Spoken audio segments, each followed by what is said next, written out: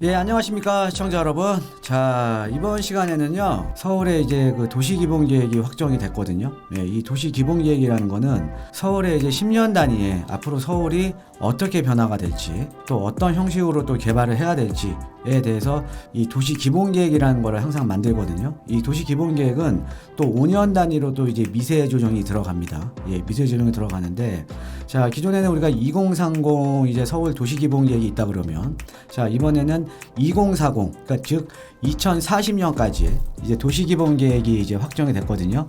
이 도시기본계획이라는 거는 서울의 그 여러 가지 이제 그 계획에서 가장 이 근간이 되는 가장 최상위의 계획이라고 이제 보시면 됩니다. 그래서 서울이 앞으로 어떻게 변모가 되는구나, 또 서울이 어떻게 변화가 되는구나 를 우리가 알 수 있는 거죠. 그래서 오늘은 이 도시 기본계획 그 전체를 보려면 너무 많거든요. 양도 막 몇백 페이지 되고요. 네, 그래서 요약본으로 여러분께 그냥 꼭 아셔야 되는 것만 좀 준비를 해봤습니다.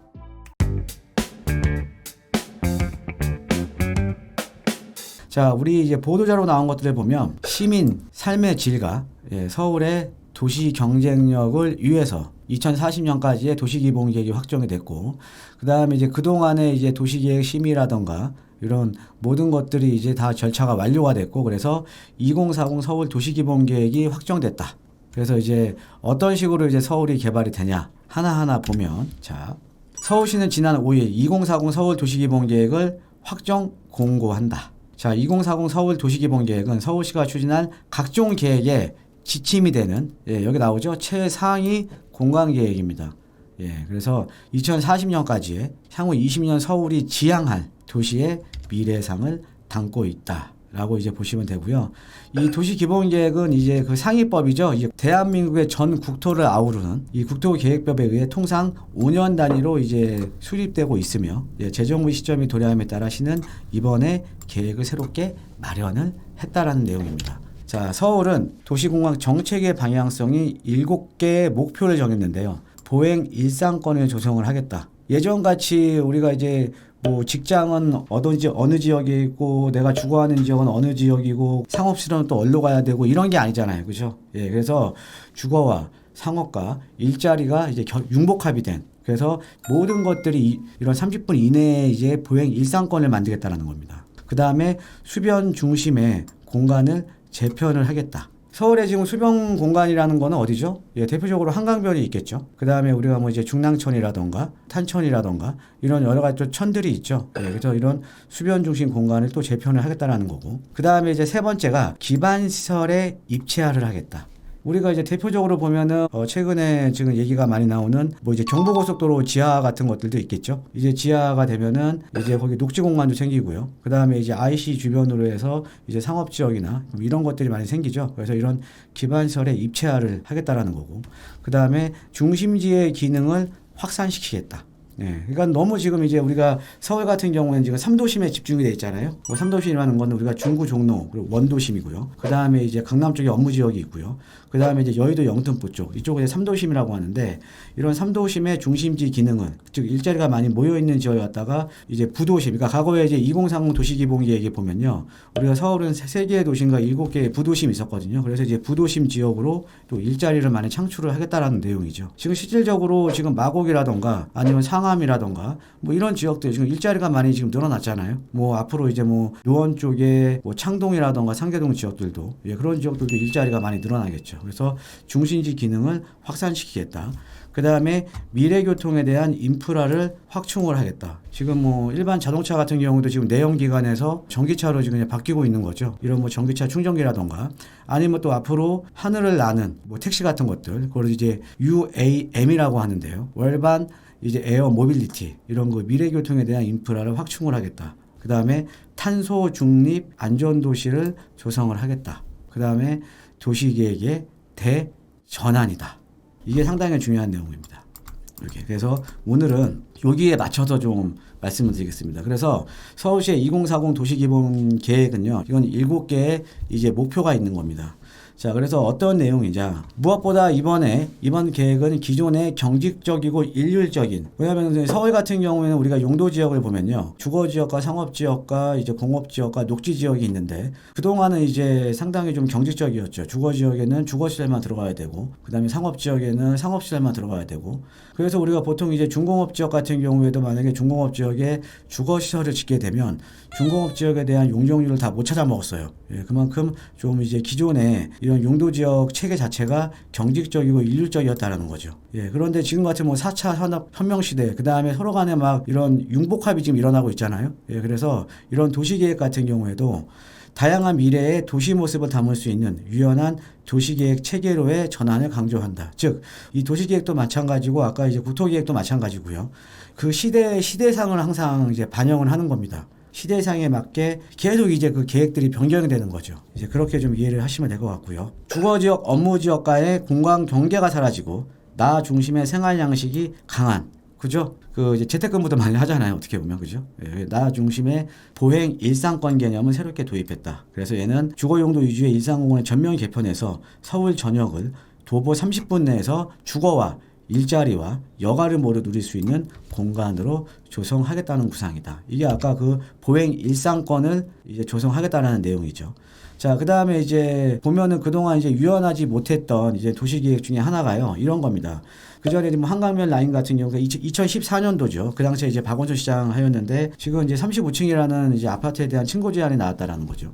예, 그래서 지금 한강변 같은 경우에도 35층 이상으로는 못 지었습니다. 예, 물론 이제 기반시설, 그러니까 뭐 이제 공개용지나 기반시설을 내가 이제 기부를 하면 그만큼 이제 뭐 이제 한 2개층, 1개층 정도는 이제 인센티브를 줬는데 일단 35층 높이 제한이 이제 들어가 있었다라는 거죠. 예, 그러니까 당연히 이게 지역 여건에 맞지가 않죠. 예, 어떤 지역은 좀 높게 지어도 되는데, 그러니까 만약에 경관이라던가 조망이라던가 이런 것들을 가리지 않으면 예, 그 지역에 맞게 좀 높게 지을 수도 있게끔 만들어줘야 되는 거 아닙니까? 그렇죠? 자, 거기다가 이제 뭐 예를 들면 지금 한강변 라인 여러분들 잘 아시다시피 뭐 올림픽대로라던가 강변북로 지나다 보면 그냥 아파트들 같은 경우가 거의 똑같은 높이로 다 돼 있죠. 특히나 이제 그 2000년도 후반에 입주를 한 잠실 일대 보면 그냥 뭐 아파트 숲으로 이루어져 있잖아요. 그렇죠? 그러니까 도시계획 자체가 상당히 유연하지 못했던 거죠.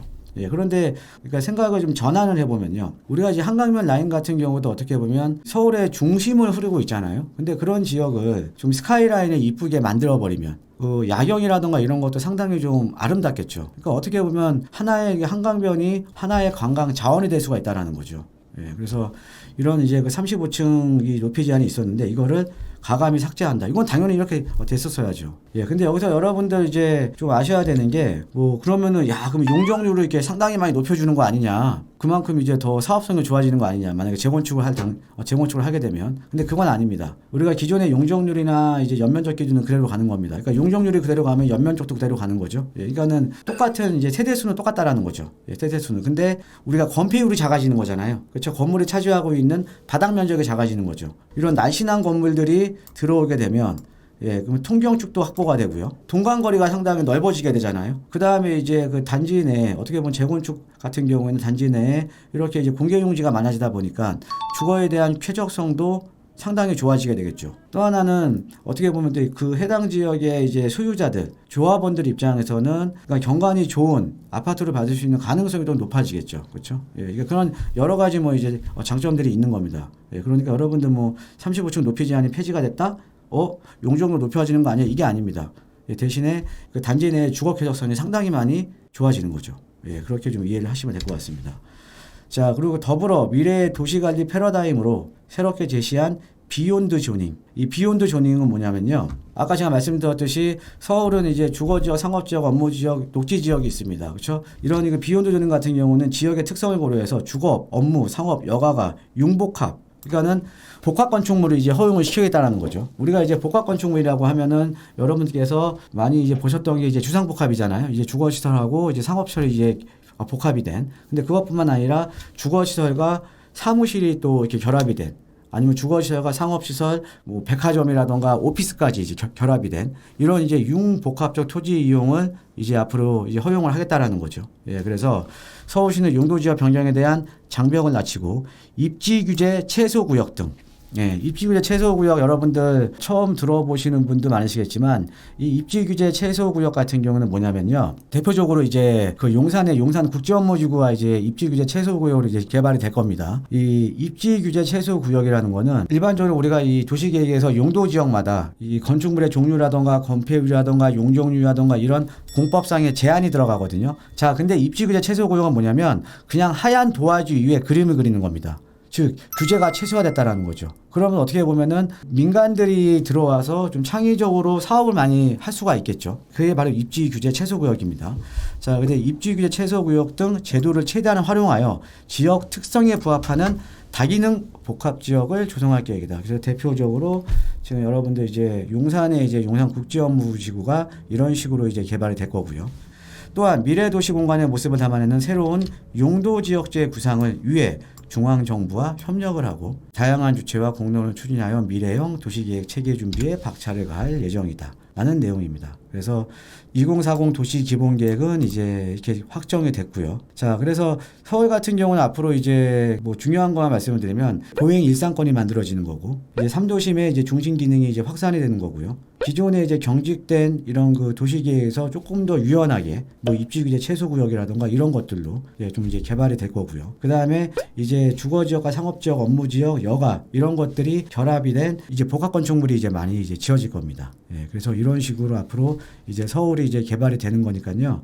도시기본계획 뭐 몇백 페이지짜리는 다 모르죠. 근데 최소한 오늘 말씀드리는 게 여러분께서 꼭 아셔야 되는 겁니다. 이거 참고하시고요. 자, 그런데 이렇게 2040 도시기본계획이 확정이 되니까 국토부에서 짠, 국토부에서 또 자료가 나왔습니다. 같은 날 발맞춰서, 그렇죠?